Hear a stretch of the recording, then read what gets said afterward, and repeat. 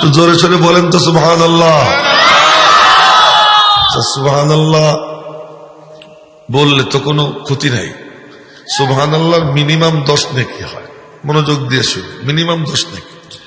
আর যদি সুবহানাল্লাহটা কারো মান ভালো হয়ে যায় 10 নেকি 10,000 নেকি হয়ে যায়। আচ্ছা, আরো যদি মান বাড়ে তো 10,000 10 লাখ হয়ে যায়। কথা কিন্তু ভালো করে বুঝবেন।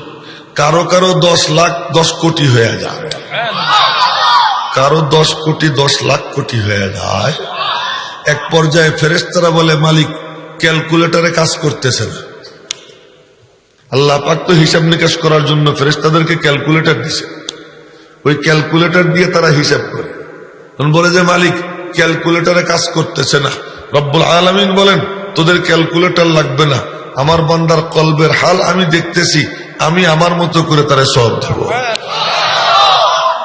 বলে এও কি সম্ভব? সম্ভব কি সম্ভব না আমি নিজে দেখছি। একবার হিসাব করতে গেলাম। কি হিসাব করতে গেলাম জানেন? এক হাদিসে আসছে, বুখারী শরীফের হাদিস, এই উম্মতের 70,000 বিনা হিসাবে জান্নাতে যাবে।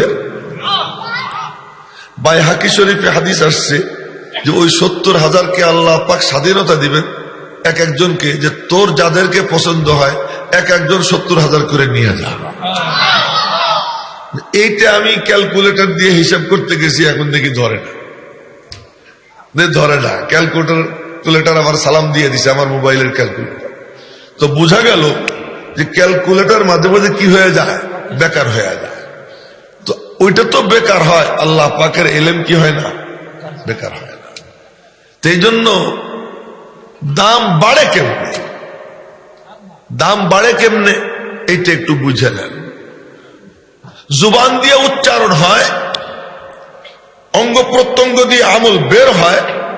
সুবহানাল্লাহ জুবান দিয়ে বলি, আলহামদুলিল্লাহ জুবান দিয়ে বলি, আল্লাহু আকবার জুবান দিয়ে বলি, লা ইলাহা ইল্লাল্লাহ জুবান দিয়ে বলি, কোরআনে কারীমের তেলাওয়াত জুবান দিয়ে করি। এগুলো জুবান দিয়ে উচ্চারণ হয়। একই সুবহানাল্লাহ একজন বলতেছে আর একজন পাশে বসে বলতেছে, একজনের নেকি হয় 10, একজনের নেকি হয় 10 কোটি। এটা কেমনে হয়? এই ব্যস্কমটা কেমনে হয়? একজন সুবহানাল্লাহ বলে সুবহানাল্লাহ এমনি কইছে, আর একজন সুবহানাল্লাহ বলতে সময় মনে মনে বলে, বাপরে বাপ, 7 আসমান 7 জমিন, গ্রহ নক্ষত্র, আসমান ও জমিনের মাঝে যা কিছু আছে এ সব বলে আমার মালিকের কুদরতি এক হাতের তালুর মধ্যে রয়েছে। আচ্ছা বলেন তো, এই জল্পনা কল্পনা নিয়া কেউ যখন সুবহানাল্লাহ বলে, সেই সুবহানাল্লাহ আর এমনি একজন সুবহানাল্লাহ বলল, দুইয়ের মধ্যে কত ব্যস্ত। এই জন্য নবীজি একবার সুবহানাল্লাহ বলছেন, এই সুবহানাল্লাহ যদি এক পাল্লায় রাখা হয় আর আবু বকর থেকে নিয়ে একেবারে কিয়ামত পর্যন্ত আনেওয়ালা সমস্ত মুমিন মুসলমানদের সমস্ত জিন্দেগির নেক আমল যদি এক পাল্লায় রাখা হয়, তো নবীজির একবারে সুবহানাল্লাহর ওজন বেশি হবে। কেন? নবীজির সুবহানাল্লাহর অক্ষর বেশি, কথা কয় অক্ষর বেশি। নবীজিকে সুবহানাল্লাহ কইতে গিয়ে আমাদের কারি শব্দের মতো এমন করছে, সুবহান এরকম করছেন না, এমন তো করেন নাই, এমনিই বলছেন সুবহানাল্লাহ। কিন্তু যখন সুবহানাল্লাহ বলছেন তো নবীজির চোখের সামনে আল্লাহ পাকের কুদরতি নুরানি চেহারা ভেসে বসছে, দেখে আসছেন। ওই ভাব নিয়ে তিনি যে সুবহানাল্লাহ বলছেন, এটা তো আবু বকরের পক্ষে সম্ভব না, এটা তো ওমরের পক্ষে সম্ভব না, এটা তো উসমান আলীর পক্ষে সম্ভব না। কেন? তারা তো দেখেন নাই, নবীজি দেখে আসছে, নবীজি দেখে আসছে।